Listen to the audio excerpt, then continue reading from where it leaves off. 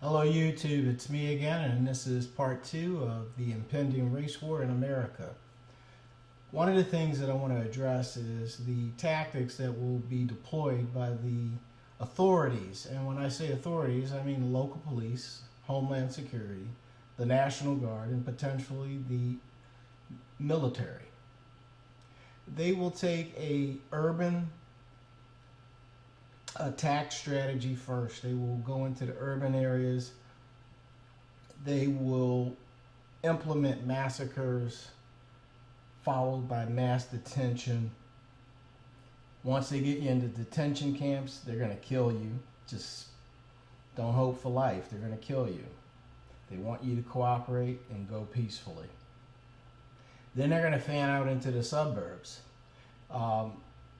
They're going to go aggressively in predominantly black suburbs. They're going to go more tactically and in a very soft manner in racially mixed suburbs. If you live in a racially mixed suburb, they're going to come at you with drug arrests and false accusations. They're going to arrest you, intern your family, take you away, and they're going to kill you.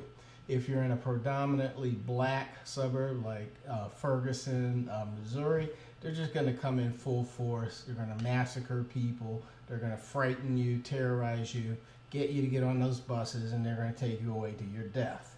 The safest strategy is to be in the countryside and have safety zones mapped out, have provisions stored in strategic locations, and to have communications established with your neighbors. You can't go into a situation solo. You have to go into a situation with a community of people that you're going to collaborate with, and the countryside will give you the best chances of survival. The other strategy is to leave the country. If you leave the country, you may get safety. I suspect you won't.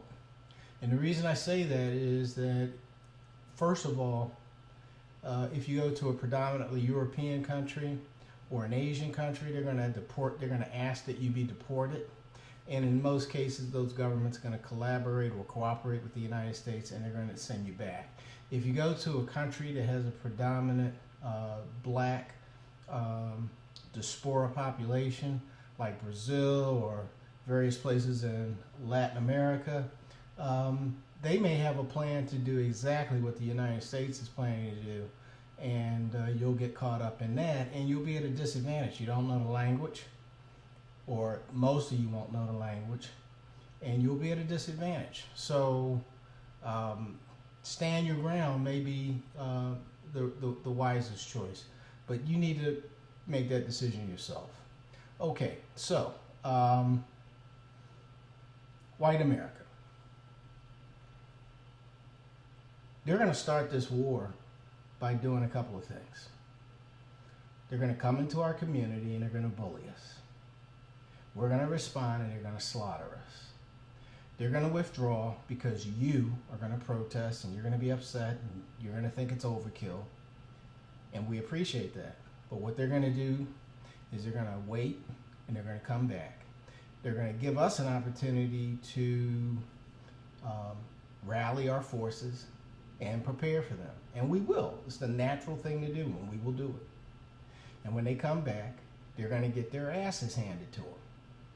And that is when you are going to live in fear that we are going to branch out into your neighborhoods and bring death and destruction. Now, let me tell you, that's not our goal. That's not what we're about. We've never done that. Tell me the last time a riot in our community branched out into your community. It hasn't happened. Okay, we don't mean you any harm. We are angry, but not at you specifically. We're angry at America for the way it's treated us. Okay? We have not been treated right in this country since 1619. That's when the first slaves arrived, and it has not stopped. It has changed its form, but the oppression, the second-class citizenry, it's even worse than second-class citizenry. Hell, Indians, Hispanics, and Asians are second-class citizens. We're third-class citizens. We've been here before all of those groups, And we've been pushed aside to make room for those groups to take opportunities that should have been reserved for us. We earned it. Hell, you people have never said we're sorry for slavery. And I don't give a damn if your ancestors did it. You benefited for the infrastructure that we put in place. You have benefited for the enormous wealth that was generated from slavery. And we have not gotten as much as an apology. And they're never going to give us one. They'd rather exterminate us than say I'm sorry. So what I'm saying to you, white America, is understand that whatever they bring towards us, we do not deserve it. And if you have a soul and you care about what the Almighty thinks of you at the end of your days, then you need to raise your voice against whatever their devilish plans are and try to help your brothers in Black America. Now, Black Americans, what do we need to do? We need to get familiar with guerrilla war tactics. We also need to get familiar with elite special forces tactics. So those books are available on the App Store. They're available on,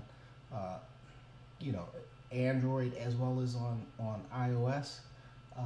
Get those books, read them, and steel your mind so that you can execute those strategies.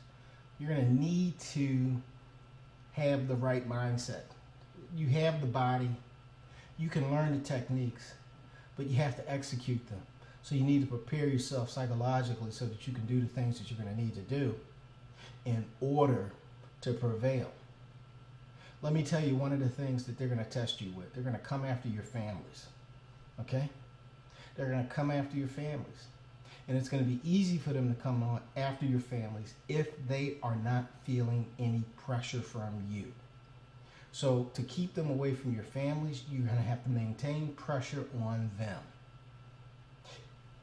If they take your families, you're going to surrender and go with your family and hope for the best. And that is going to result in your death and their death.